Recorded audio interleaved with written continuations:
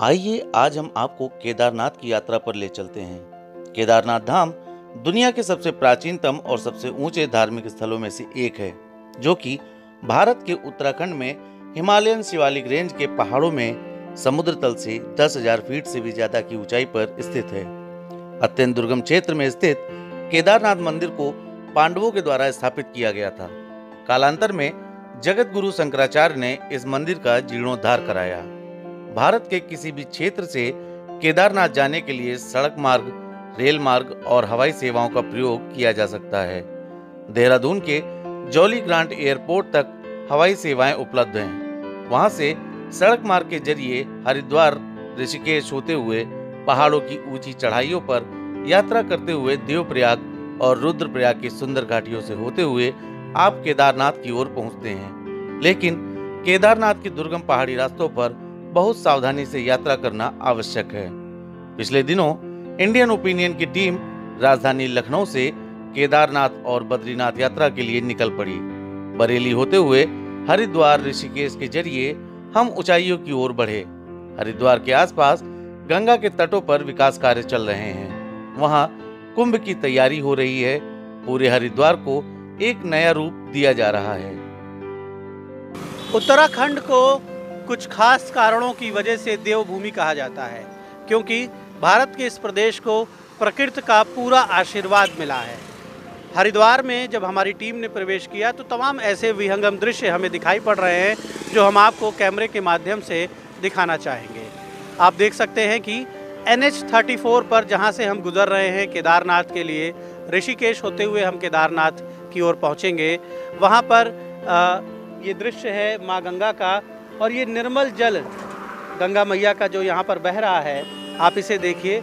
ये शुद्ध जल ये बताता है कि गंगा का जो प्रवाह है वो कितना निर्मल है, कितना शुद्ध है। लेकिन आगे जब गंगा नदी बढ़ती है तो प्रदूषण की वजह से और समाज और सरकारों की लापरवाही की वजह से ये स्थिति खराब होती है, जल प्रदूषित होता है।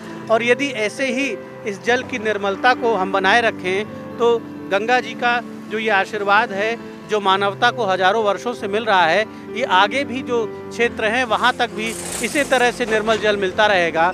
और हम आपको दिखाना चाहेंगे कि तमाम तरह के विकास कार्य यहाँ पर हो रहे हैं, क्योंकि कुंभ आने वाला है, कुंभ का आगमन है। तो व्यापक तैयारियाँ उत्तराखंड सरकार और भारत सरकार के द्वारा यहाँ पर कराई जा रही हैं। जल के प्रवाह को भी रोका गया है, क्योंकि नए पुल बन रहे हैं, तमाम घाट के किनारे तमाम विकास कार्य हो रहे हैं। तो केदारनाथ की यात्रा के दौरान उत्तराखंड में कहाँ कुछ नया हो रहा है, कहाँ कुछ बदलाव हो रहा है और कहाँ पर प्रकृति अपने सुंदर रूप दिखा रही है, वो सारे दृश्य हम आपको दिखाएंगे। बने रहिए हमारे साथ। धन्यवाद। फिर हमारी गाड़ी बाबा केदारनाथ की ओर चल पड़ी।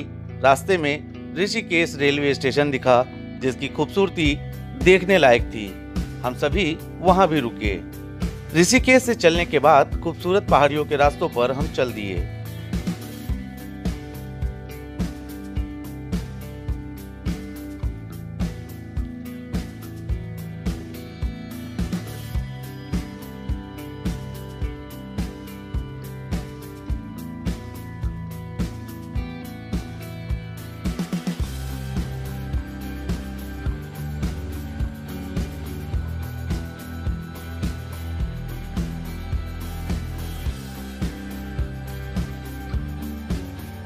मनमोहक झरने, मंदाकिनी, अलकनंदा और गुप्त सरस्वती की धाराएं प्रकृति के साथ साथ अध्यात्म के सुंदर स्वरूप के दर्शन कराती हैं।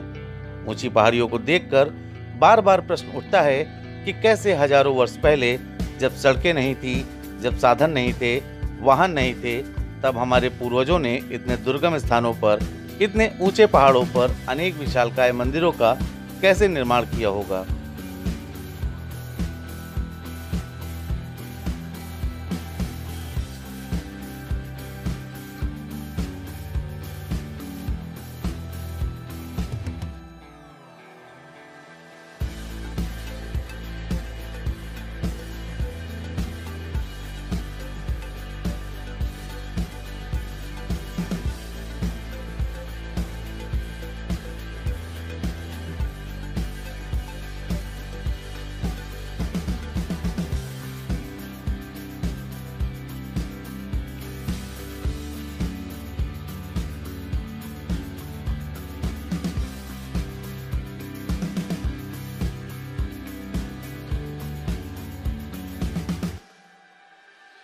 ऋषिकेश से आगे बढ़ते हुए देवप्रयाग, रुद्रप्रयाग, कर्णप्रयाग जैसे सुंदर स्थानों ने हमें भाव विभोर कर दिया।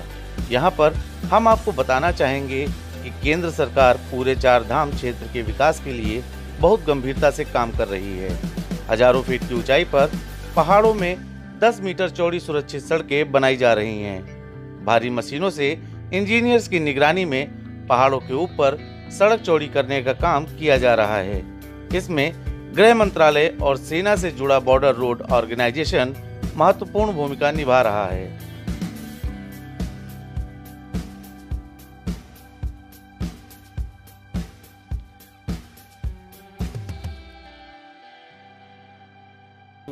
मित्रों, जैसा कि हमने पिछले वीडियो में आपको बताया कि हमारी पूरी टीम इस समय केदारनाथ की यात्रा पर निकली हुई है। केदारनाथ की यात्रा न सिर्फ एक बहुत महान धार्मिक और आध्यात्मिक यात्रा है, बल्कि प्रकृति के करीब जाने का एक बहुत बड़ा अवसर भी है।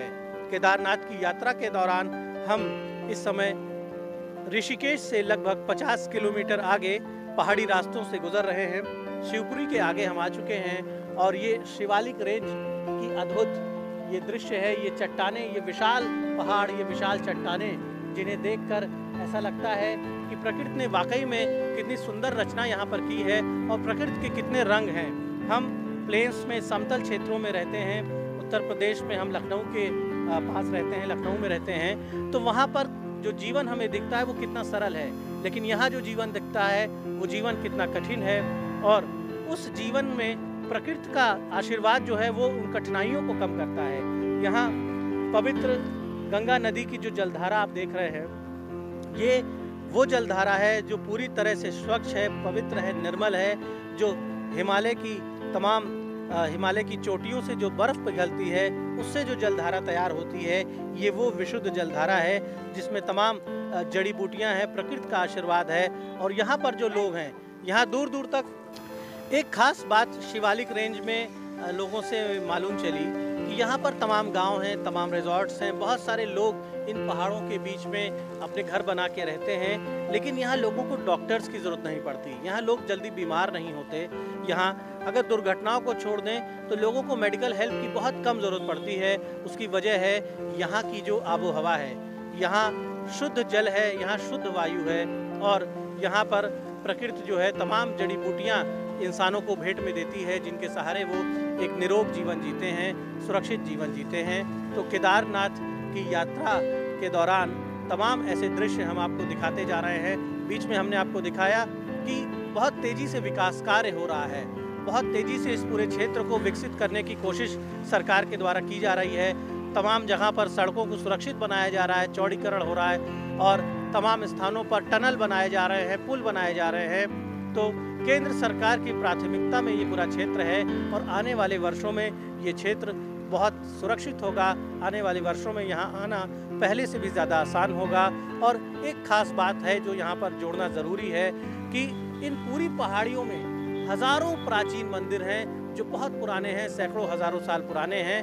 और ये एक सवाल यहाँ पर खड़ा ज़रूर होता है कि हमारे पूर्वज वो इच्छा शक्ति से कितने मजबूत थे, वो संकल्प शक्ति से कितने मजबूत थे कि उन्होंने हजारों वर्ष पहले, जब सड़कें नहीं थी, साधन नहीं थी, गाड़ियाँ नहीं थी, ट्रकें नहीं थी, मशीनें नहीं थी, तब इन विशाल पहाड़ियों में उन्होंने तमाम स्थानों पर, पहाड़ियों की चोटियों पे बड़े बड़े मंदिरों का निर्माण किया, अपनी श्रम शक्ति के दम पर, अपनी इच्छा शक्ति के दम पर और अपनी धार्मिक भावना के सहारे। द इंडियन ओपिनियन के लिए दीपक मिश्रा। जैसे जैसे हम पहाड़ों में आगे बढ़ते हैं, उन्हें तमाम मंदिर, धर्मस्थल, पहाड़ों में बसे छोटे गांव और शहर दिखाई पड़ते हैं। केदारनाथ, बद्रीनाथ की ओर बढ़ते हुए बार बार मन में यह आभास होता है कि निस्संदेह यह सिर्फ धार्मिक स्थल नहीं है, यह हमारे इतिहास के महान हस्ताक्षर हैं। कुछ घंटे चलने के बाद हम देवप्रयाग पहुँचे। देवप्रयाग में खूबसूरत प्राकृतिक और आध्यात्मिक दृश्यों ने हमें एक बार फिर से मोह लिया।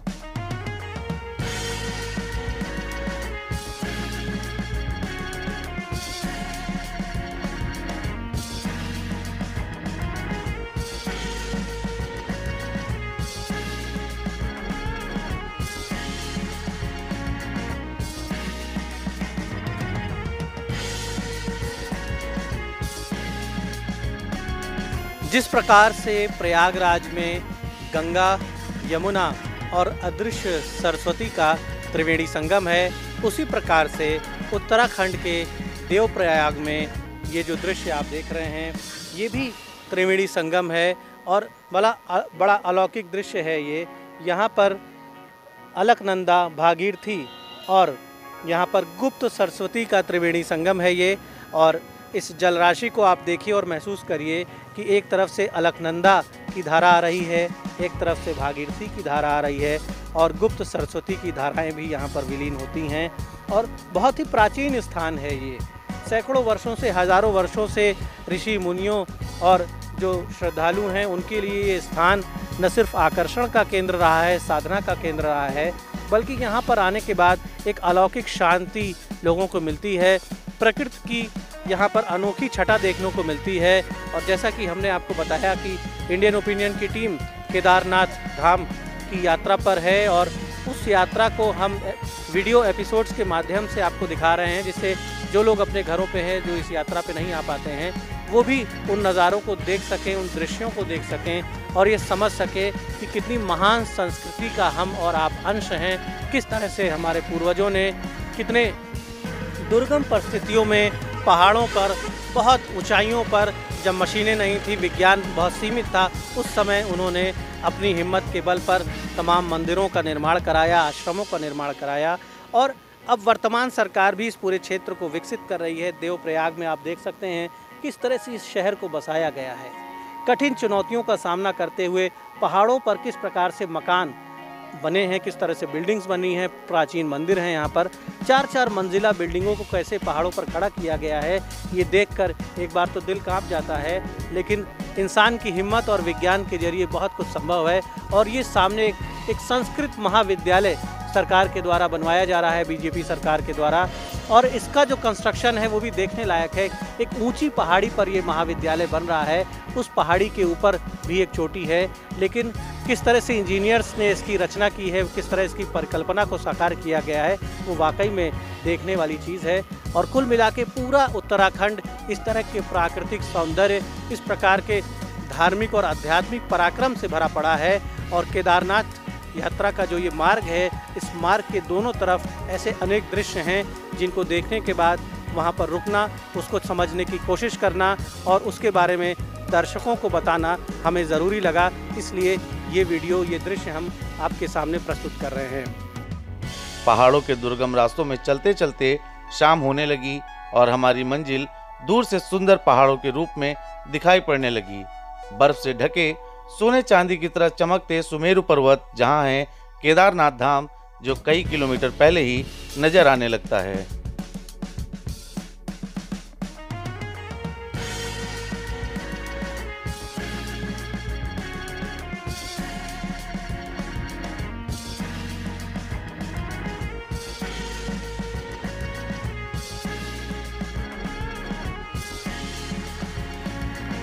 मित्रों, हम सब अब केदारनाथ की यात्रा पर अपने लक्ष्य के करीब पहुंच रहे हैं। अब जहां पर हम मौजूद हैं, ऊखी मठ नामक स्थान है, उसके आगे हम पहुंच चुके हैं और यहां से लगभग 50 किलोमीटर की दूरी है। हम आपको दिखाना चाहेंगे कि शिवालिक पर्वत श्रृंखला का अद्भुत दृश्य यहां से दिखाई पड़ रहा है। और ये जो पहाड़ आप देख रहे हैं, ये शिवालिक पर्वत श्रृंखला के पहाड़ हैं। हज़ारों साल पुराने ये पहाड़ हैं, कोई कह नहीं सकता इनकी उम्र क्या है। शायद मानव की उत्पत्ति नहीं हुई तब से ये पहाड़ हैं और इनका नाम रखा गया शिवालिक, क्योंकि भगवान शिव का ये पूरा क्षेत्र माना जाता है और यहाँ शिव की आराधना हर घर में होती है। हर पहाड़ पर उनके मंदिर हैं और यहाँ के कण कण में शिव हैं, ऐसा माना जाता है। गंगा नदी यहाँ के सैकड़ों किलोमीटर क्षेत्र को जीवन देती हैं यहाँ पर। और ये जो दृश्य आप देख रहे हैं, खास तौर पर इस सुंदर पहाड़ी का, शिवालिक रेंज का ये जो महान पर्वत दिख रहा है, आप देखें कि सूरज की किरणें इसके ऊपर जब पड़ रही हैं, बर्फ से ढका हुआ है ये पहाड़, ऐसा लग रहा है कि हीरे का या सोने का कोई टुकड़ा कहीं पर दूर बहुत ऊंचाई पर रखा हुआ है। तो ऐसी नैसर्गिक सुंदरता उत्तराखंड में मौजूद है। लेकिन ये भी एक पहलू है कि सरकार को ये ध्यान देना होगा कि उत्तराखंड में लोगों का जो आवागमन लगातार बढ़ता जा रहा है, बाहरी लोग यहाँ पर बस रहे हैं। पहाड़ों पर हम आपको दिखाना चाहेंगे, हमारे दाहिनी तरफ जो पहाड़ हैं, आप देखिए किस तरह से पहाड़ों पर आबादी बसती जा रही है लगातार। कुछ सालों पहले जहां बिल्कुल आबादी नहीं थी, वहां अब पहाड़ों पर बड़ी बड़ी बिल्डिंगें बनाई जा रही हैं। इसकी वजह से पहाड़ों पर अनावश्यक पहाड़ जो हैं उनका दोहन हो रहा है, उन पे लोड पड़ रहा है, उन पर वजन बढ़ रहा है। तमाम भारी मशीनों से यहाँ पर काम हो रहा है। डायनामाइट से ब्लास्ट करके सड़कें बनाई जाती हैं। और कुछ सालों पहले जो आपदा आई थी, कहीं ना कहीं वो मानव की ऐसी ही लापरवाहियों की वजह से आपदा आई थी। और ये ज़रूरत है कि उत्तराखंड में लोगों का आवागमन सीमित हो। यहाँ लोगों को बिल्डिंगें बनाने के पहले उसकी अनुमति लेने के लिए नियम बनाए जाएं। और पर्यावरण को यहाँ हमेशा प्राथमिकता देने की ज़रूरत है, पहाड़ों का सम्मान करने की ज़रूरत है, जिससे ये नैसर्गिक सुंदरता, ये प्राकृतिक धरोहर आने वाली पीढ़ियों के लिए भी बची रहे। द इंडियन ओपिनियन के लिए उत्तराखंड से दीपक मिश्रा।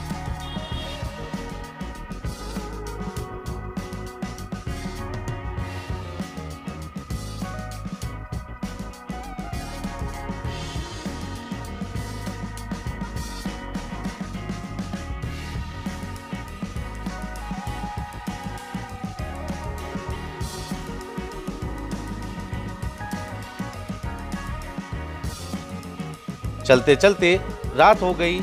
रात सोनप्रयाग के पास रुकने के निर्णय हुआ। दोस्तों, केदारनाथ जाने के लिए आप सोनप्रयाग गौरीकुंड तक अपने वाहन से जा सकते हैं। वहां से हेलीकॉप्टर सेवाएं भी ले सकते हैं। सोनप्रयाग, सिरसी, फाटा समेत कई स्थानों से हेलीकॉप्टर सेवाएं उपलब्ध हैं। लगभग 5,000 के खर्च पर केदारनाथ आने जाने के लिए प्रति व्यक्ति हेलीकॉप्टर सेवाएं उपलब्ध हैं। गौरीकुंड और सोनप्रयाग से पैदल मार्ग भी उपलब्ध है, जो कि ऊंची चढ़ाई पर होने की वजह से बहुत से लोग खच्चर और पालकी की भी सेवा लेते हैं। पैदल चलने पर लगभग 7 से 8 घंटे का सफर तय करके लगभग 17 किलोमीटर की दूरी तय करके केदारनाथ पहुंचने वाले भक्त जब सुमेर पर्वत की चमकती हुई चोटियों के बीच भव्य आदिदेव महादेव के मंदिर के दर्शन करते हैं तो उनकी सारी थकान दूर हो जाती है। सुबह हमारी टीम ने सिरसी नामक इलाके से हेलीकॉप्टर की सेवा के जरिए केदारनाथ पहुंचने का फैसला किया। मित्रों, इंडियन ओपिनियन की टीम उत्तराखंड में केदारनाथ मार्ग पर सिरसी के निकट आ गई है और यहाँ पर हेलीकॉप्टर के जरिए हमारी टीम पहुँचेगी बाबा केदारनाथ धाम की ओर। ये हेलीपैड हम आपको दिखाना चाहेंगे और ये एक हेलीपैड यहाँ पर बना है जहाँ से हेलीकॉप्टर सेवा उपलब्ध है और यहीं से हेलीकॉप्टर के ज़रिए हम लोग केदारनाथ धाम पहुँचेंगे। और तमाम यहाँ पर जो श्रद्धालु हैं, तमाम जो बुज़ुर्ग लोग हैं, उनके लिए सेवा वरदान साबित हो रही है और हेलीकॉप्टर सेवा से बहुत ही आसानी के साथ आप पहुँच सकते हैं केदारनाथ धाम के दर्शन करने। और आप देख सकते हैं कि यहाँ पर लगातार हेलीकॉप्टर सेवा उपलब्ध है। हर 3 मिनट पर एक हेलीकॉप्टर यहाँ पर उपलब्ध हो जाता है। दर्जनों हेलीकॉप्टर यहाँ पर लगाए गए हैं इस काम के लिए कि श्रद्धालु आसानी से बाबा केदारनाथ की सेवा कर सकें। जो लोग पैदल जाना चाहते हैं उनके लिए ट्रैकिंग का मार्ग है जो कि लगभग 16 किलोमीटर लंबा मार्ग है। जटिल यात्रा होती है वहाँ पे, तो तमाम जो नौजवान हैं वो यहाँ पर जाते हैं ट्रैकिंग करते हुए, लेकिन बहुत से लोग हेलीकॉप्टर सेवा का लाभ लेते हुए वहाँ पर जाते हैं। और हमारी टीम भी जल्द ही हेलीकॉप्टर सेवा के जरिए वहाँ पर पहुँचेगी। और ये जो दृश्य है यहाँ का, वो निश्चित तौर पर बड़ा मनोरम रहता है। उत्तराखंड को देवभूमि कहा जाता है। जहाँ भी आप जाएं वहाँ पर खूबसूरत प्राकृतिक दृश्य हैं। और बाबा केदारनाथ का जो धाम है, एक आध्यात्मिक ऊर्जा रहती है लोगों के मन में, इसलिए लोग तमाम कठिनाइयों का सामना करते हुए, तमाम जो दुर्गम रास्ते हैं, खतरनाक रास्ते हैं, उनका सामना करते हुए यहाँ पर पहुँचते हैं। द इंडियन ओपिनियन के लिए उत्तराखंड के सिरसी से दीपक मिश्रा। हेलीकॉप्टर पर सवार होने के बाद लगभग 6 मिनट में ऊंची पहाड़ियों को पार करते हुए केदारनाथ के दर्शन हो जाते हैं। कुछ देर बाद हम हेलीकॉप्टर से जाने के लिए हेलीपैड पर आ गए।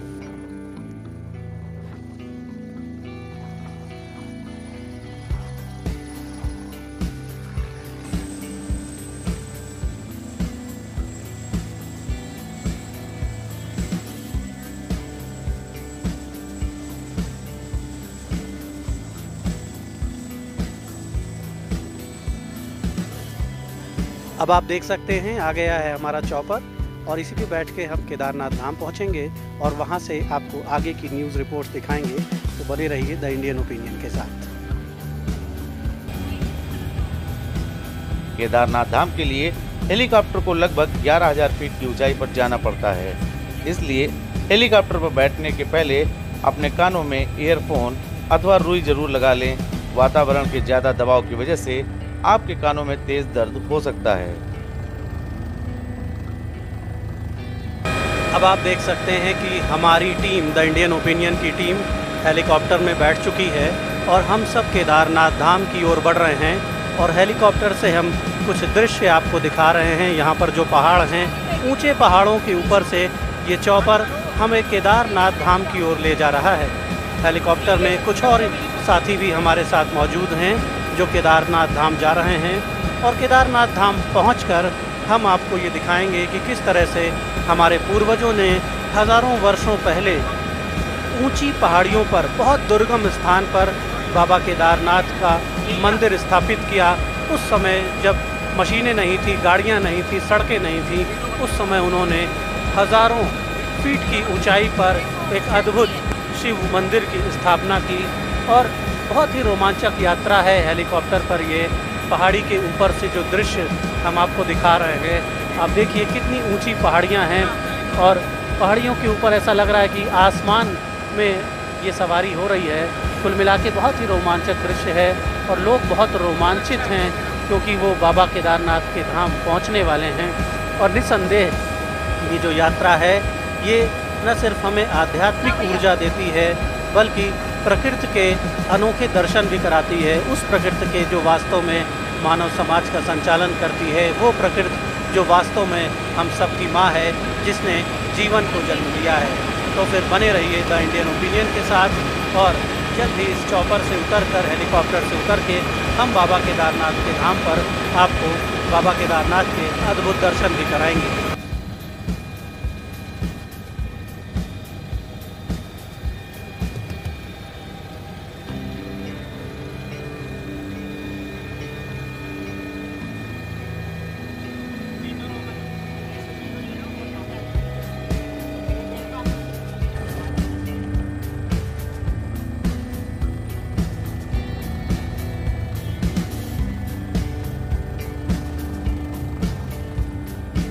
और फिर 5 से 6 मिनट में हम लोग 10,000 फीट से भी ज़्यादा की ऊंचाई पर स्थित दुनिया के सबसे प्राचीनतम धर्म स्थल के रूप में विश्व भर में ख्याति प्राप्त बाबा केदारनाथ धाम पहुंच जाते हैं। दुनिया की प्राचीनतम सनातन संस्कृति की भव्यता और गौरव के दर्शन कराता है, जहां खतरनाक जोखिम भरे रास्तों की परवाह किए बगैर प्रतिदिन हजारों भक्त पहुंचते हैं।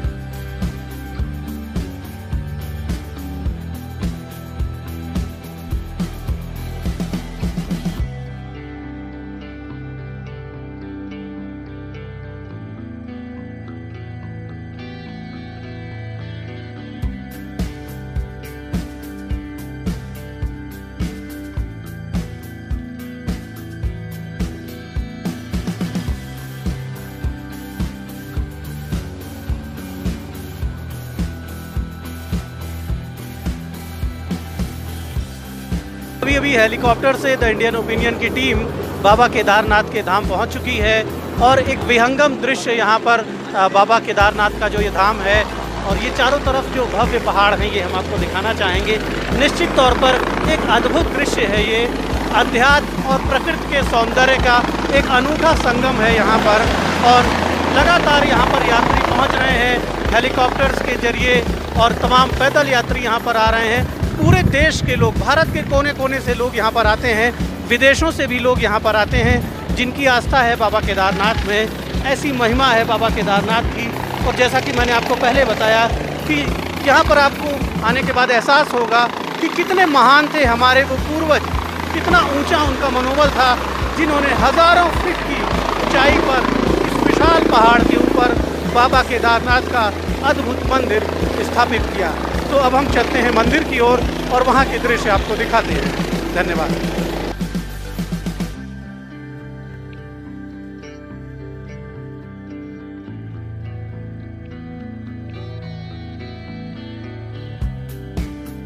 दुर्गम रास्तों और प्राकृतिक कारणों की वजह से केदारनाथ धाम को भक्तों के लिए अप्रैल से नवंबर तक ही खोला जाता है। शेष दिनों में भारी बर्फबारी के चलते यह क्षेत्र कई फीट मोटी बर्फ से ढक जाता है। कुछ वर्षों पहले भीषण प्राकृतिक आपदा में क्षेत्र में काफी विनाश हुआ था, लेकिन भगवान महादेव का यह सशक्त मंदिर उस आपदा में भी मजबूती से खड़ा था।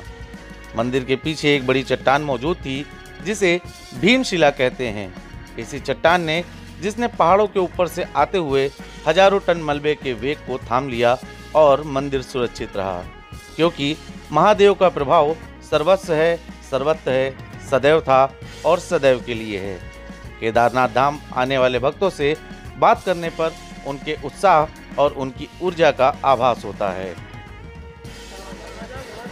शिव जी की भक्ति को लेकर महिलाएं काफ़ी इमोशनल होती हैं। लड़कियां, बेटियां, बहनें, महिलाएं, वो शिव जी की भक्ति में कुछ खास उन्हें अनुराग होता है। और तमाम यहाँ केदारनाथ पर जो भक्त आ रहे हैं उनमें महिलाओं की बड़ी संख्या है, युवा महिलाएं हैं और तमाम स्टूडेंट्स हैं। हर तरह के लोग यहाँ पर आ रहे हैं, पुरुष भी बहुत आ रहे हैं लेकिन महिलाएं भी बहुत आ रही हैं। हमारे साथ 2 महिला श्रद्धालु यहाँ पर मौजूद हैं, हम उनसे बात करेंगे। मैडम, आप कहाँ से आई हैं, क्या नाम है आपका? जी, मैं मुंबई से आई हूँ और मेरा नाम आकांक्षा वर्मा है। जी, आकांक्षा जी, शंकर जी की भक्ति जो है महिलाओं को खास तौर से देखा जाता है कि बड़ी इमोशनल होती हैं शिव जी को लेकर, क्या ऐसी खास बात होती है?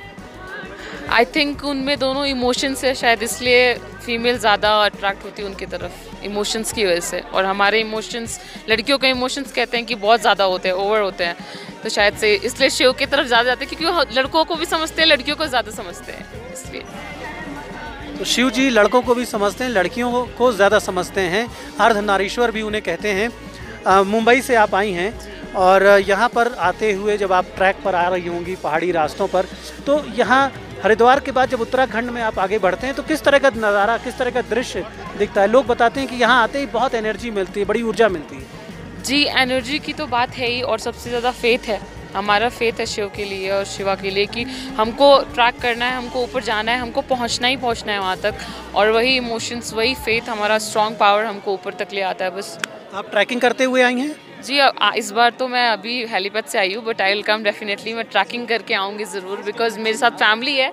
मैं चाहती थी कि मैं ट्रैकिंग करके आऊँ, बट मेरी फैमिली है तो वो चढ़ नहीं पाते, इसकी वजह से हमें हेलीपैड से ही आना पड़ा, चॉपर से ही आना पड़ा, तो इसलिए। तो क्या विशेष आप अपने लिए, अपने जैसे दूसरे जो यूथ हैं, युवा हैं, उनके लिए क्या विशेष हैं आपकी, देश के लिए, दुनिया के लिए? क्योंकि कोविड की वजह से बड़ी तबाही पूरी दुनिया में फैल गई, कुछ लोग डिप्रेशन में चले गए थे, तो यहाँ जो शिव को सोर्स ऑफ एनर्जी भी कहते हैं, तो यहाँ पर आकर जो एनर्जी आपको मिली है, दूसरों के लिए क्या कामना है आपकी? मुझे लगता है कि जो लॉर्ड शिवा को प्रे करते हैं उनके अंदर ऑलरेडी बहुत ज़्यादा पॉजिटिव एनर्जी होती है बिल्ड। उनके अंदर नेगेटिव थॉट्स या नेगेटिव कुछ आ ही नहीं सकता। और मैं यही विश करती हूँ, मैं तो यहाँ आई थी सिर्फ थैंक करने शिवा का कि आपने मुझे इतनी अच्छी फैमिली दी है, इतनी अच्छी लाइफ दी है, इतने अच्छे सिस्टर्स, भाई, इतनी अच्छी दुनिया दिखाई है, उसके लिए मैं थैंक्स करने आई थी। और मैं चाहती हूँ कि आप जितने लोग हैं यहाँ पर जो शिवा को पसंद करते हैं या फिर जो कोरोना से जूझ रहे हैं या फिर कुछ भी है, शिवा सब सही करेंगे। Just you have to be positive, you have to think positive, you have to stay positive. Shiv ji का कोई मंत्र या कुछ लाइनें जो आप उनके लिए कहती हूँ जब हाथ जोड़ के आप खड़ी होती हैं? मैं बस ओम नमः शिवाय ही करती हूँ। ओम नमः शिवाय। जब मुझे डर लगता है, कुछ भी होता है, तो मैं शिवा शिवा शिवा शिवा शिवा मेरे अंदर चलता रहता है। जब मैं सोच भी रही थी कि यार कैसे होगा, क्या होगा, फिर भी शिवा शिवा क्या, वो पॉजिटिव एनर्जी उससे ही आ गई अंदर, एक विश्वास आया कि यार सब कुछ हो सकता है। एक और महिला शिव भक्त हैं आप मैडम कहाँ से आई हैं? मैं हिमाचल प्रदेश से।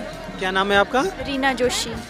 रीना जी, कैसा फील हुआ यहाँ के? आप ट्रैक करते हुए आ रही हैं या हेलीकॉप्टर से आ रही है? नहीं, मैंने पैदल वॉक किया है नीचे से 17 किलोमीटर ट्रैक किया है, मतलब 17 किलोमीटर। ग्रेट, मतलब मैं सैल्यूट करता हूँ आपको, क्योंकि तमाम पुरुषों की भी हिम्मत जवाब दे जाती है और आप ट्रैक करते हुए आई हैं। एक्चुअली मेरे साथ मेरा स्टाफ है हिमाचल प्रदेश पुलिस से, तो उन्होंने कहा कि आप ट्रैक नहीं कर पाओगे, बट मुझे दिखाना था कि नहीं, महिलाएं भी ऐसा कर सकती है। हिमाचल पुलिस में हैं, तो देखिए ये एक वीरांगना है यहाँ पर, और मैं ये कहूँगा कि ये बड़ी बहादुर महिला हैं जो ट्रैक करते हुए आई हैं। शिव जी को लेकर महिलाएं बड़ी इमोशनल होती हैं, तो महिलाओं का जो जुड़ाव है शिव जी का, उसके बारे में थोड़ा सा बताएं। मुझे लगता है शिव जी ने ही नारी को समझा है, जहाँ तक मैंने कहीं पढ़ा है, देखा है, तो शिव जी ही एक ऐसे हैं जो दोनों को समझते हैं, बट नारी को ज़्यादा समझा है शिव जी भगवान ने। संक्षेप में पूरी दुनिया के लिए, अपने परिवार के लिए, सभी के लिए क्या आपकी प्रेयर्स हैं और शिव जी से क्या अगर मौका मिलता है तो क्या वरदान आप मांगती हैं? वरदान मुझे मेरे मम्मी पापा वही चाहिए, अगले जन्म में भी सारा परिवार सुख शांति रहे। और जो हिंदू धर्म है, हिंदू धर्म की मान्यताएं, मतलब आज की डेट में बहुत ऐसे लोग हैं जो धर्म चेंज कर रहे हैं, बट जो हिंदू धर्म है वो सब उसी को अपनाए रखे, इसकी ज़्यादा मतलब चर्चा रखे, बनाए रखे। बहुत बहुत धन्यवाद, आपने सुना इनकी बात। और कुछ और भी साथी यहाँ, नौजवान साथी हमारे मौजूद हैं, युवा मौजूद हैं। संक्षेप में बताइए, पूरी दुनिया के लिए क्या प्रेयर है, क्या मांगते हैं आप लोग? पूरी दुनिया के लिए सुख शांति समृद्धि, है ना? सुख शांति समृद्धि, सुख शांति और सभी का मंगल हो, सभी अपने देश के लिए क्या कहेंगे भोलेनाथ से? भोलेनाथ से बस इतने प्रार्थना करूंगा कि मेरे देश को और मेरे देशवासियों की इतनी मजबूती दे कि कोई भी विपत्ति आए हंसते हंसते हम उसका सामना करें। पर ये हेलीकॉप्टर वालों की धांधली बंद हो। नहीं, सब ठीक है, कोई बात नहीं। बाबा के धाम पे आए हैं, सब बढ़िया है, बहुत अच्छा। बाबा के धाम ऐसा नज़ारा, इतना बढ़िया नज़ारा है, देखने लायक है। मैं सबसे ये प्रार्थना यही करूँगा तो लोग आएँ, ज़्यादा आएँ, बाबा के दर्शन करें। जितने लोग आएंगे यहाँ पे बहुत अच्छा अनुभव करेंगे। जो भी लोग यहाँ पर आते हैं, जो भी भक्त आते हैं, वो बहुत अच्छा अनुभव करते हैं। एक अद्भुत ऊर्जा यहाँ पर मिलती है। और आप सब लोग जो भी इसे देख रहे हैं, इस वीडियो को, इस न्यूज़ को देख रहे हैं, वो सब एक बार ज़रूर यहाँ पर आने का प्रयास करें, कोशिश करें। निश्चित तौर पर एक एनर्जी आपको यहाँ पे मिलती है, पॉजिटिव वाइब्रेशंस मिलते हैं। जो यहाँ का वातावरण है, जो यहाँ की शुद्ध वायु है, वो निश्चित तौर पर एक नई ऊर्जा, एक नए मनोबल का संचार करती है।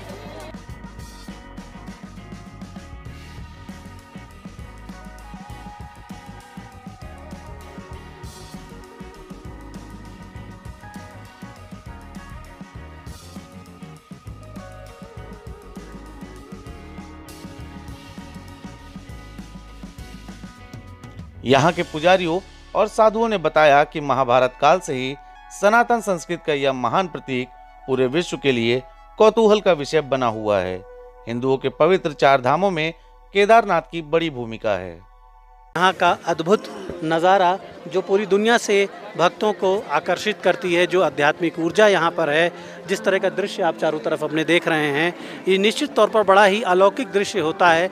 और ये सब एक स्वप्न के साकार होने जैसा होता है। जो भक्त पूरी दुनिया में मौजूद हैं, वो जीवन भर सोचते हैं कि वो केदारनाथ कभी पहुँचेंगे। और जब वो यहाँ आते हैं तो यहाँ बाबा के दर्शन करके, इस महान स्थल के दर्शन करके उनके मनोकामनाएं उनकी पूर्ण होती हैं, उनके स्वप्न पूर्ण होते हैं। और हमारे साथ यहाँ के पुजारी जी हैं, इनसे हम जानने का प्रयास करेंगे। महाराज, क्या इतिहास है इस मंदिर का, जो हम सुनते हैं कि पांडवों ने स्थापित किया था हज़ारों वर्ष पहले? तो इसका इतिहास क्या है और किस तरह से हमारी संस्कृति में इसका महत्व है केदारनाथ धाम का, जो दूर दूर से लोग यहाँ पर आते हैं?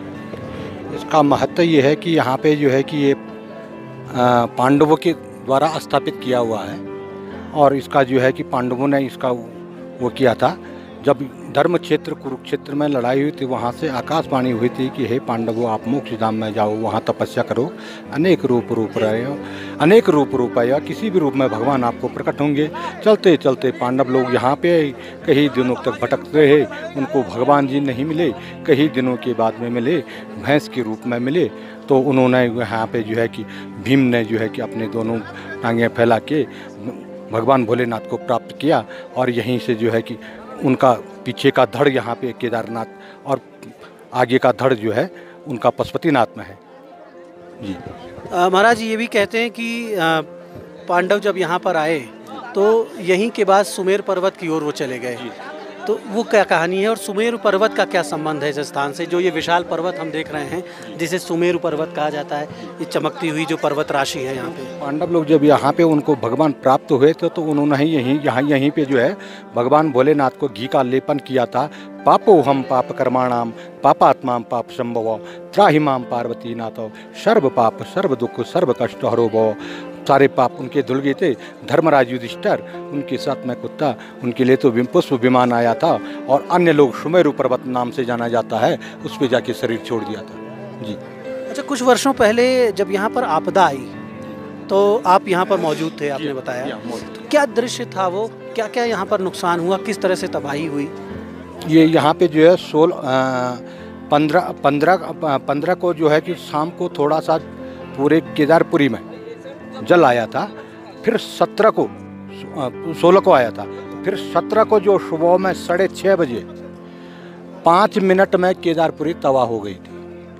खुद के मेरे घर में जो है 19 आदमी जानकीपुरम लखनऊ के थे, जिसमें कि एक आदमी घर लौट के गया। 18 आदमी यहीं जो है, जो मैंने मंदिर के पीछे लाइन में खड़ा किया था, उनको 18 आदमी यहीं जो है जल प्रवाह हो गए थे। जी हाँ, उनका शव भी नहीं मिल पाया, उनका शव वगैरह कुछ नहीं मिल पाया। जी, तो अब कैसे यहाँ नवनिर्माण हुआ है? मोदी जी भी यहाँ आए थे, किस तरह से सरकार ने यहाँ फिर से निर्माण किया है? बस फिर उसके बाद जो है कि ये आपके ये निम वाले आए थे, उन्होंने जो है कि यहाँ पे निर्माण किया। और फिर मोदी जी फिर यहाँ पे कुछ वो करवाना चाहते हैं कि हम लोगों को वो कर रहे हैं कि भाई नई तरीके से यहाँ पे जो है कि केदारपुरी बसाया जाएगा। सुरक्षित भी कर रहे हैं। जी हाँ, सुरक्षित कर रहे हैं। तो आपने सुना, आचार्य जी ने बताया कि यहाँ पर जो है बहुत ही महत्व है इस स्थल का, और यहाँ पर आने से, यहाँ के दर्शन करने से, यहाँ की पूजा करने से पापों का अंत होता है। लोग यहाँ पर आते हैं और संकल्प लेके जाते हैं कि वो जीवन भर गलत कार्यों से दूर रहेंगे, गलत काम नहीं करेंगे जीवन में, और ईश्वर से क्षमा मांगते हैं अपनी गलतियों के लिए, और साथ ही शेष जीवन जो है वो धर्म की राह पर, नैतिकता की राह पर चलने का संकल्प लेते हैं। और ये भी बताया इन्होंने कि जब यहाँ पर आपदा आई तो किस तरह से यहाँ पर विनाश हुआ, लेकिन उसके बाद धीरे धीरे प्रधानमंत्री भी यहाँ आए थे कुछ दिनों पहले, और यहाँ पर एक नई केदारपुरी बसाई जा रही है, और विशेषज्ञों के सुझाव से सरकार काम कर रही है जिससे एक सुरक्षित क्षेत्र यहाँ पर बनाया जा सके। नागा बाबा भीमगिरी जी सन्यासी हैं और कई दशकों से यहाँ पर मौजूद हैं, लंबे समय से मौजूद हैं। बाबा, इस धाम का महत्व तो बहुत है, बहुत दूर दूर से लोग आते हैं, लेकिन जो पौराणिक ज्ञान आपको है इसके बारे में, ठीक है, भक्तों के लिए कैसा स्थान है? यहाँ पर आकर एक असीम ऊर्जा मिलती है लोगों को। बहुत सुंदर है। दूसरी बात है कि बाबा जो है 11वां ज्योतिर्लिंग है। दूसरी बात है स्वयं शंभू है, और तो एक परिक्रमा पूरी लगती है, हर मंदिर के अंदर आधी परिक्रमा लगती है, इसमें पूरी परिक्रमा लगती है, तो इसके लिए स्वयं शंभू है बाबा। और एक मोक्ष धाम है। बाबा के 3 दरवाजे हैं। एक दरवाज़ा जो है मोक्ष का दरवाज़ा है, जहाँ पे भगवान विष्णु का द्वार है, और ये पांडवों की परंपरा बनाई हुई है। जो अज्ञातवास में जब पांडु गए थे तो जब बनाया था ये, तो उन लोगों की माता बोली कि भाई इनके अंदर देवता भी बिठाओ। तो भगवान शंकर को जब नीचे लेने गए तो वहाँ देखा तो नंदी, और इसको पाड़ा कहते हैं, पाड़ा वैसे इसको नंदी, और गौएँ घूम रही थी, तो वहाँ कोई और नहीं था। तो उन्होंने देखा गाँव देहात कुछ नहीं है, तो यहाँ पे पहाड़िए घूम रहे हैं, तो ये उसके लिए यहाँ पे कोई ऐसी बात है कि देवता इसी में है। तो भीम बोले कि ठीक है, भीमशिला आपने नीचे जाते हुए देखी होगी, यहाँ से नीचे रास्ते में जाते हुए, तो भीमशिला में भीम ने एक पैर उधर रखा, एक पैर इधर रखा, उसे कहते हैं भीमशिला। तो वहाँ सर कहने लगे कि जो भी होगा तुम उनको हकाओ, जो नकली होंगे वो मेरे नीचे से जाएंगे, और जो असली होगा वो ऊपर से जाएगा। तो बाबा जब असली ऊपर वाले भागे, जब बाबा भागे ऊपर से पहाड़ से, रुद्रप्रयाल पहाड़ कहते हैं उसको, तो वो ऊपर से भागे, तो मंदिर में आए तो भीम पीछे आके उनका पीछे का एक पुट पकड़ लिया, कमर पकड़ ली। तो कमर पकड़ने से क्या हुआ कि उनको बाबा को घी लगता है, और आधा हिस्सा जो है बाबा का नेपाल पशुपतिनाथ में है और डालेश्वर महादेव में, और आधा हिस्सा बाबा का यहाँ पर है। और जय हो बाबा, जय केदार, हर हर महादेव शंभू काशी। महाराज, ये जो सुमेरु पर्वत है, जो विराट पर्वत श्रृंखला यहाँ दिखाई पड़ रही है, और जिस तरह से इस पर्वत से प्रकाश लगता है, ये पर्वत भी सूर्य का एक प्रकाश यहाँ से भी निकल रहा है, और भारत माता के मस्तक पे एक मुकुट विराजमान है। दोनों भाई हैं, सुमेरु और खुमेरु, वो दोनों भाई हैं सगे। और दूसरी बात है कि वो बाबा का विराजमान क्या, वो बाबा का अदृश्य है, मतलब दृश्य है। हर पूरे साल उस पर बर्फ़ रहती है, कभी नहीं खत्म होती है, और पहाड़ों पर बर्फ़ नहीं रहती है, लेकिन उस पर 12 महीने बर्फ़ रहती है। और एक रुद्रफाल एक झरना है, वो 12 महीने चलता है। मेरी कुटिया के सामने जंगल चट्टी में हनुमान मंदिर मेरा स्थान है, वो 12 महीने चलता है। तो ये और रंग तरंग उसमें परियां वास करती हैं, ऐसी चीज़ है। ये सब देखने वाली चीज़ें हैं, लेकिन देखने के लिए इसको बहुत चीज़ें चाहिए बेटा। महाराज, जो भक्त आ रहे हैं यहाँ दूर दूर से, पूरे देश से भक्त आ रहे हैं, बहुत से लोग तो अब हेलीकॉप्टर से आने लगे हैं, लेकिन अभी भी बड़ी संख्या में लोग पैदल आते हैं चढ़ाई पर 17 किलोमीटर की दूरी तय करके।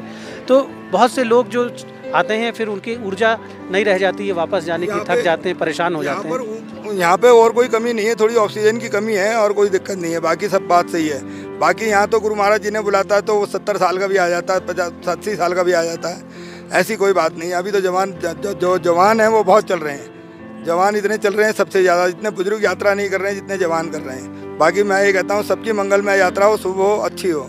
बाबा केदार सबका भंडार भर के रखे, 4 महीने 5 महीने जो गलत कटे हैं हमारे, जो गलत गए हैं बीमारियों में वो ख़त्म हो गए। अभी कष्ट को सब दूर है और गुरु महाराज की कृपा होनी चाहिए, जय जयकार हो। 2021 हमारे लिए बहुत सुंदर जाए बस। तो यही कामना यहाँ से की जा रही है पूरे विश्व के लिए, भारत के लिए, कि जिस तरह से कोविड संकट ने, कोरोना संकट ने पूरे विश्व को नुकसान पहुँचाया, अब भोलेनाथ, केदारनाथ उस संकट से दुनिया को मुक्ति दिलाएं। और एक और ख़ास बात यहाँ पर निकल कर आ रही है कि पहले बुज़ुर्ग बड़ी संख्या में आते थे केदारनाथ की यात्रा पर, अब युवा बड़ी संख्या में आ रहे हैं। युवाओं में भक्ति भावना लगातार बढ़ती जा रही है और सभी की कामना है कि विश्व का कल्याण हो। हम भी कामना करते हैं केदारनाथ धाम से कि विश्व की कल्याण हो, सबका भला हो, धर्म की जय हो, अधर्म का नाश हो। धन्यवाद।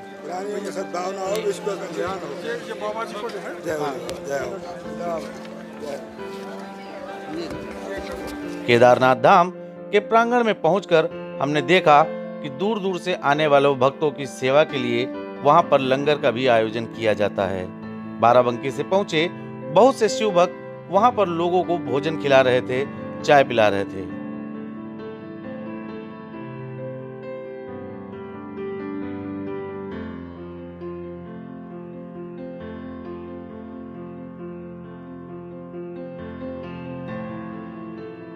केदारनाथ बाबा की जय जय।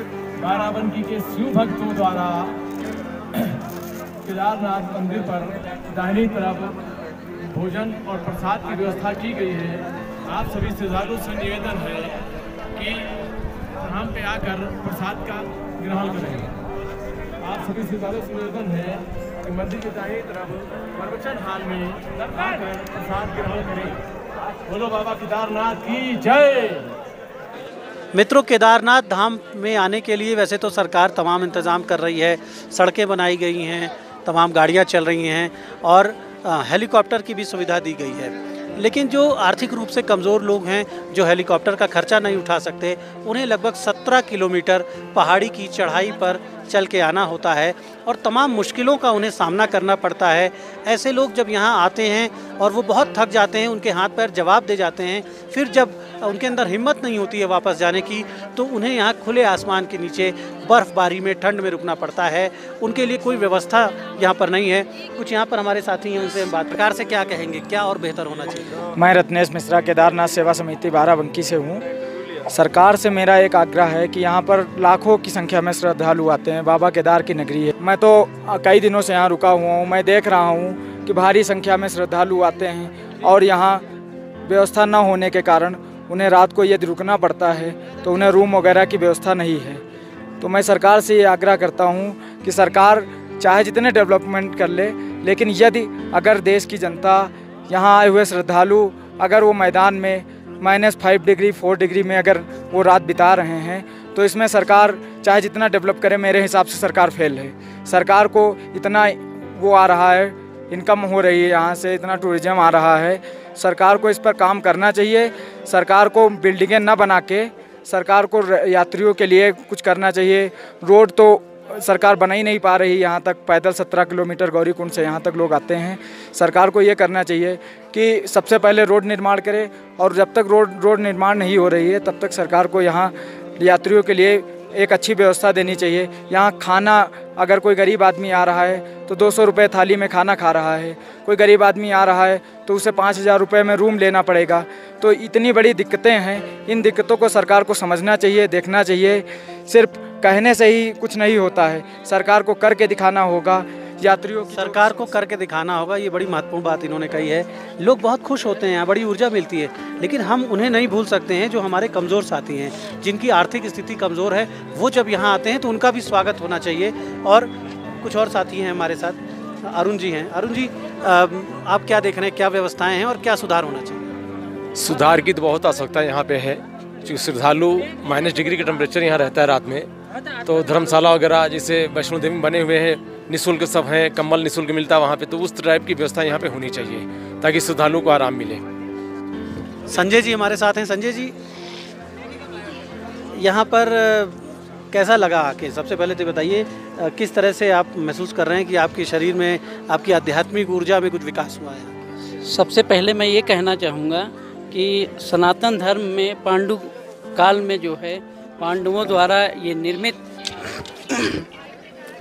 द्वारा निर्मित ये भव्य मंदिर जो 11वां ज्योतिर्लिंग है शंकर जी का, ये सृष्टि का सबसे पहला अजूबा है। इसको हम इस तरह व्यक्त कर सकते हैं कि ये सृष्टि में ये सबसे प्रथम अजूबा है और ये सनातन धर्म की अमूल्य धरोहर है। विगत 7 वर्ष पूर्व जो है एक यहाँ पे आपदा आई। आपदा के बाद में सारी सृष्टि ने समझ लीजिए क्लीनिंग किया। उसके बाद में जो सरकार के प्रयास हैं वो वास्तव में सराहनीय हैं। लेकिन मैं एक चीज़ कहना चाहूँगा कि जो आर्थिक रूप से कमज़ोर लोग आते हैं वो वहाँ से यात्रा करते हैं। यहाँ पे पट बंद होने का समय 2 बजे है, 4 बजे के आसपास इसको कर दिया जाए तो जो लोग थके हुए आए उनकी ये सुलभ यात्रा भी हो जाए और वो सुलभ रूप से दर्शन कर सकें। दूसरी चीज़ यहाँ पर मैंने ये महसूस किया कि जो लोग आते हैं, चूँकि तापमान गिर जाता है रात में, रुकने की ठहरने की उचित व्यवस्था अभी नहीं हो पाई है। तो सरकार से हम अपेक्षा करते हैं कि इस ओर सरकार का ध्यान आकृष्ट किया जाए और यहाँ पे रुकने ठहरने की उचित व्यवस्था वृहद रूप से की जाए। धन्यवाद। तो रुकने और ठहरने की व्यवस्था उचित रूप से की जाए, ये लोगों का कहना है। खासतौर से जो कमज़ोर यात्री आते हैं उनका ध्यान दिया जाए। संजय वर्मा जी हमारे साथ मौजूद हैं। संजय वर्मा जी, आप यहाँ आकर कैसा महसूस कर रहे हैं और क्या मन्नत मांगी आपने बाबा से? जी, मेरी तो आज जब से मैं पैदा हुआ हूँ, जब से जानने वाला हूँ, मेरी दिली इच्छा थी कि मैं केदारनाथ जाऊँ और आज मेरी इच्छा पूरी हुई और यहाँ आके मुझे बहुत ही आत्मसुख प्राप्त हुआ है जो शायद मैं कल्पना नहीं कर सकता उसकी। और मैं लोगों से यही गुजारिश करूँगा कि यहाँ एक बार ज़रूर आएँ और यहाँ सरकार को थोड़ी सी व्यवस्था और अभी अच्छी करनी चाहिए। अभी फिर भी बहुत व्यवस्था सरकार ने की है, बहुत अच्छी है जो भी है, और अभी थोड़ा सा और करने का ज़रूरी है, करना बहुत जरूरी है। धन्यवाद। तो कुछ और साथी हमारे साथ मौजूद हैं। जितेंद्र वर्मा जी मौजूद हैं हमारे साथ। और जितेंद्र जी, आप यहाँ की यात्रा कर रहे हैं और जब से नीचे से आप आए हैं, हरिद्वार से आगे बढ़े हैं, किस तरह का दृश्य आपको शुरू से दिखाई पड़ रहा है? और अभी एक साथी ने कहा कि ये जो मंदिर है ये न सिर्फ सनातन धर्म की धरोहर है बल्कि ये विश्व की धरोहर है और इसे दुनिया का पहला आश्चर्य घोषित करना चाहिए। विश्व की सरकारों को, भारत की सरकार को इसके लिए प्रयास करना चाहिए, क्योंकि दुनिया में आप सोचिए, कल्पना करिए, पीछे सुमेरु पर्वत है, इतना विराट पर्वत है, और ये जो पूरी पर्वत राशि आप देख रहे हैं, ये शिवालिक रेंज जो पहाड़ आप देख रहे हैं, यहाँ पर पहुँचना हजारों साल पहले आप कल्पना करिए कि हमारे पूर्वजों ने किस स्थिति में इस मंदिर का निर्माण किया होगा, कैसे ये बड़े बड़े पत्थर यहाँ लाए होंगे, कैसे इन्हें तराशा होगा, कैसे इनकी छत बनाई होगी, किस तरह ये गुंबद बनाया होगा। ये पूरा मंदिर किस तरह से उस समय बनाया गया होगा जब यहाँ पर सड़क नहीं थी, गाड़ियाँ नहीं थी, मशीनें नहीं थी, यहाँ पर साइंस और टेक्नोलॉजी बहुत सीमित थी, लेकिन आध्यात्मिक विज्ञान के दम पर हमारे पूर्वजों ने इस महान रचना को यहाँ पर साकार किया हजारों वर्ष पहले। तो ये दुनिया का पहला आश्चर्य है। पूरे विश्व में इतनी ऊंचाई पर हजारों वर्ष पहले कोई निर्माण आपको ढूंढे नहीं मिलेगा। जितेंद्र जी, क्या कहते हैं आप इसको देखकर, और सरकार से क्या मांग है आपकी? देखिए, ये आपने बहुत अच्छी चीज़ बताई है कि इसको विश्व की धरोहर में शामिल करना चाहिए। और हम जब बहुत छोटे छोटे थे, बचपन में, अब से 40-50 साल पहले, तो हमारे दादा लोग जो है, बाबा लोग और दादी लोग यहाँ पे दर्शन करने आए थे, तो वो किस परिस्थितियों में किस तरह से आए थे, यहाँ की अब की स्थिति को देखते हुए ये लगता है कि बहुत विषम परिस्थिति उस समय होगी।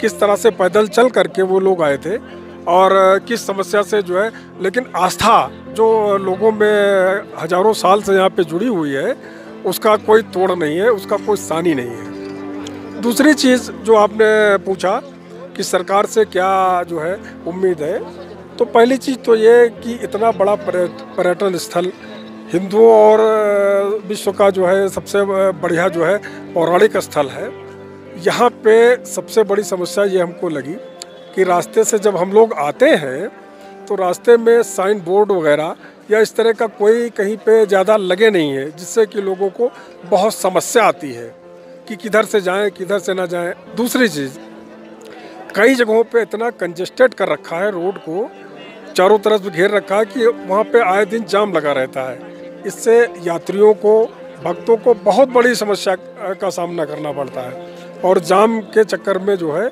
बहुत दिक्कत होती है।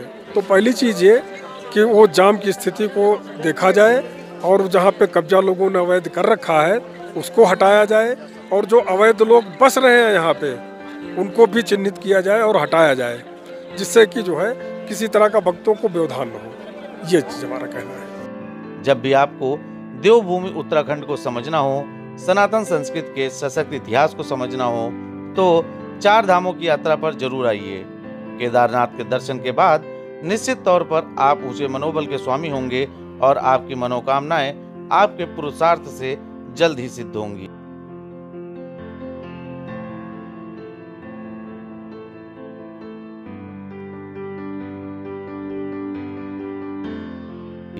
बाबा केदारनाथ धाम के दर्शन के बाद हमने हेलीकॉप्टर से ही वापसी की और अगले चरण में हम आपको दिखाते हैं केदारनाथ से बद्रीनाथ की यात्रा। हर हर महादेव।